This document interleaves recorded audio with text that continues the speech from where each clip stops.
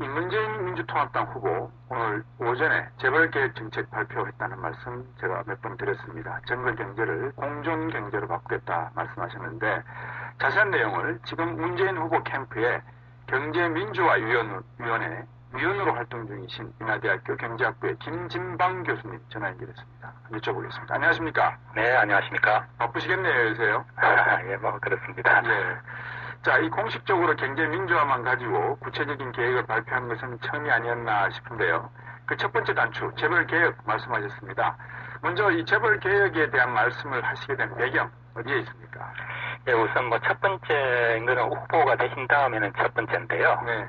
그 전에 이미 경제민주화 구상 1탄으로서 예.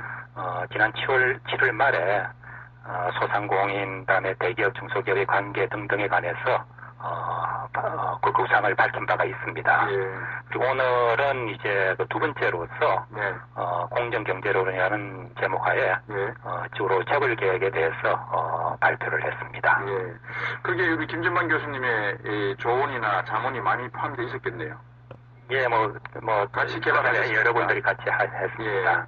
그런데 이제 이 문재인 후보는 과거 노무현 정부 당시에 또 이 경제 민주화, 뭐 구체적인 본격적인 개입은 안 하셨지만 비서실장을 하시면서 어느 정도 뭐 문제점과 또 가능성에 대해서 모두 지켜보실 수 있는 기회는 계셨겠네요. 예, 충분히 그랬으리라고 봅니다. 예. 자, 이 참여정부 시절 제가 말씀을 드렸는데 재벌 계획 정책이 좀 흔들렸다 이런 평가가 있지 않습니까? 부분적으로. 예. 또 그 결과 재벌공화국의 폐해가 더 심화됐다 이런 지적이 사실은 있습니다. 이 반성으로 시작을 하셨는데 참여정부 시절에 부족했던 계획의 동력은 무엇이었고 또 후보께서 이 계획 의지를 어떻게 채울 것인지 저희들이 기대를 해야 되겠습니까? 예, 저도 뭐 캠프에 들어가면서 과연 그 부분을 어떻게 할지 좀 의아스럽고 염려스러운 부분이 있는데요. 네. 우선 참여정부 때를 되돌이켜 보면은 당시 금산분리에 관해서는 일부 진전이 있었지만 네. 다른 재벌 관련 부분에 있어서는 줄곧 후퇴를 했다라고 저는 평가를 하고 네. 저는 그동안에도 그 부분에 대해서는 부정적으로 평가를 해왔던 사람들 중에 하나입니다. 네. 네. 그런데 이제 그런 것이 왜 그래 됐을까? 네. 여러 가지가 있겠습니다만은 우선 그 당시 우리 경제 성장의 침체 등등이 투자 부족이다라는 지적들이 많았고 네. 이러한 투자를 무기로 재벌들이 여러 가지 요구를 해왔었는데 네.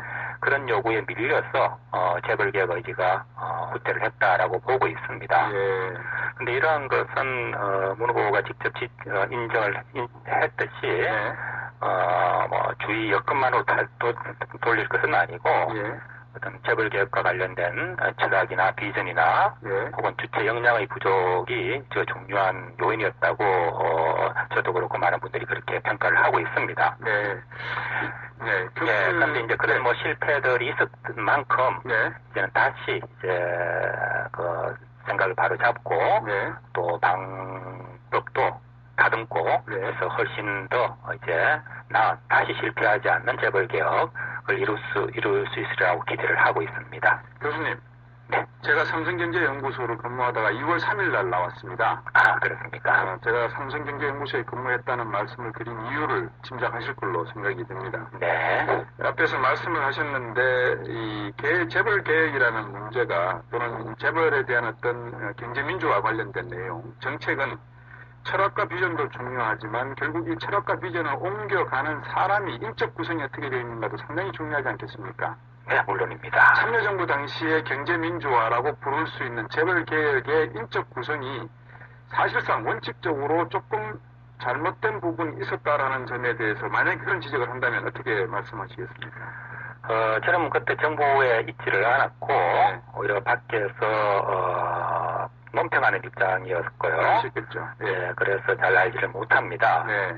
제가 당시 정부 측에 접했다면은 오로지 그때 청와대 정책실장으로 있었던 이정호 교수, 네. 그리고 제가 자문위원으로 활동을 했던 공정거래위원회의 여러분들 네. 정도였습니다. 네. 예, 그분들로만 평가를 한다면은 뭐 인적 구성이 나쁘다고 할 수 없었지만 네. 다른 여러 가지 그때 금산법 파동이라든지 등등을 거치면서 느낀 것은 내부에서도 재벌 계획에 대해서 다른 생각을 가지고 계신 분들이 많다라고 어렴풋이 짐작은 했습니다. 예, 어쨌든 뭐 나중에 좋은 결과가 생기시게 되면 인수위원회도 구성을 하게 되실 건데 제가 개인적으로 부탁을 또 여쭙고 싶으면 민간 재벌 기업의 연구소 분들은 포함시키지 않았으면 하는 바람을 제가 좀 말씀을 드리겠습니다. 참고하겠습니다. 자, 무엇보다도 지금 소유 지배 구조 계획하겠다 이런 의지 피력하셨는데 대표적인 공약이 순환 출자 금지 아니겠습니까? 예. 방안을 설명해 주십시오. 예, 이건 간단합니다. 상호 출자가 현재 금지되고 있지 않습니까? 네. 그리고 순환 출자는 그 상호 출자의 변형이고 회피 수단으로 되고 있죠. 네. 그래서 상호 출자를 금지하는 것과 똑같은 방식으로 순환 출자를 금지하는 것입니다. 네. 그리고 이미 기항에 있던 순환 출자와 관련해서는 3년간의 유예 기간, 그리고 그 후부터는 의결권 제한으로 예정이 되어 있습니다. 그렇군요. 이 순환 출자 금지 방금 말씀해 주셨는데 3년 동안 유예 기간을 두지만 출자 총액 제도 제한제도 제도입 강하게 주장하셨습니다. 이 출자 총액 제도 어떤 내용입니까 이게? 출자라는 것이 저는 이 용어가 잘못돼가지고 그렇죠. 많은 오해를 가지고 왔다고 보고 있는데요. 네. 정확하게는 주식 보유 총액을 제한한다는 것이죠. 그렇죠. 일단 한 회사가 다른 회사의 주식을 회사는 사업을 하는 것이 원칙인데 네. 다른 회사의 주식을 보유하고 더구나 그 주식을 주로 총수의 지배력 확장으로 사용되는 네. 현상들이 많이 있습니다. 네. 그래서 대기업 집단 소속 회사의 경우에는 계열사 주식 보유액을 네. 순자산의 30%로 제한한다는 것이 이번 제한한 그 안입니다. 예, 순환 출자하고 방금 말씀해 주셨던 주식 총액 제한제도, 그러니까 주식 보유 총액 제도, 제한제도 어떤 관련이 있다고 봐야 되겠습니까? 우선 순환 출자는 사실은 그룹 확장과는 별로 관계가 없습니다. 네.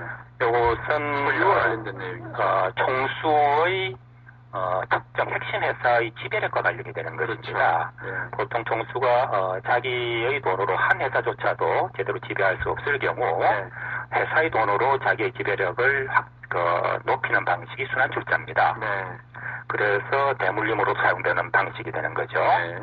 그래서 이 순환 출자는 총수 일가의 대물림 네. 을 예전과 같은 방식으로는 더 이상 하기 어렵도록 하겠다는 것이 기본 취지고요. 네. 출자 총액 제한은 바로 주로 계열 확장의 방식으로 사용되는 출자를 제한하겠다, 주식 보유를 제한하겠다는 뜻이 되겠습니다. 요즘 말하는 홀딩스 이런 개념과는 어떻게 이해를 해야 되겠습니까? 예, 이제 홀딩 컴퍼니 지주회사라고 네. 번역대로 부르고 있지 않습니까? 네.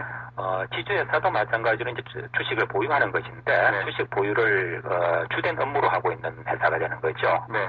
이 부분은 역시 경제력 집중의 한 수단이 되고 있습니다. 계열 확장의 수단이 되고 있고요. 네. 그렇지만 지주회사는 그 나름대로 또한 장점도 있습니다. 네. 더구나 현행 한국 재벌그룹의 복잡한 출자 구조와 비교하면 더욱 그렇습니다. 네. 그래서 한편으로는 장점, 한편으로는 문제점이 있기 때문에 네. 지주회사 같은 경우는 허용은 하되 규제를 한다 하는 것이 네. 기본 방침이 되겠습니다. 오늘 이제 국회에서 김광림 의원이 말입니다. 네. 이 조세 탈피에 대한 내용을 이야기를 했습니다. 네. 많은 기업인들과 부자들이 해외로 재산을 빼돌려서 세금을 탈루하고 있는 부분을 지적을 했거든요. 네. 이 재벌 계획 안에 분명히 조세에 관한 내용도 포함이 되어야 될 것 같은데 혹시 이 재벌 계획만을 위한 별도 기구 만드셔가지고 좀 더 구체적으로 이런 내용들을 파악하고 분석하실 계획은 없으십니까? 저는 기구가 문제가 되고 있다는 생각도 되지 않습니다. 네. 공정거래위원회라든지, 공정거래위원회라든지, 또 기재부라든지, 또, 연구와 관련해서는 여러 국책연구기관도 있고요. 네. 이러한, 기구들로서도, 의지와, 동력만 있다면은 네. 충분히 할 수 있지 않을까 하는 게 제 의견입니다만, 네, 네. 이것은 제 의견일 뿐입니다. 예, 알겠습니다. 물론 이미 인프라는 상당히 많이 또 법적인 제도나 정책은 많이 있는데 이거를 제대로 활용하지 못하고 있다는 지적이신 것 같습니다. 네. 자, 이 기업 재벌들 반발 불보듯 뻔할 것 같습니다. 어떻습니까? 문 후보께서 이제 만약에 당선되신다면은 이런 참여정부의 재벌 계획 실패 사례를 밑거름 삼아서 새롭게 아마 이 공정경제 체제를 갈구하신다 이런 말씀을 하셨는데 어떻게 보십니까? 예, 지난 참여정부 때 정말 뼈저린 실패라고 저는 보고 있는데요. 네. 그래서 그걸 삼아서 이번에는 정말 굳건히 재벌 개혁을 이루어 나갈 것이고, 그래서 공정경제의 한 축을 재벌 개혁만 가지고 다 되지는 않지 않겠습니까? 네. 노동 부분도 문제가 있고 또 많은 다른 부분에서도 그렇죠. 경제 민주화 관련해서 해야 될 부분이 많이 있을 것입니다. 네.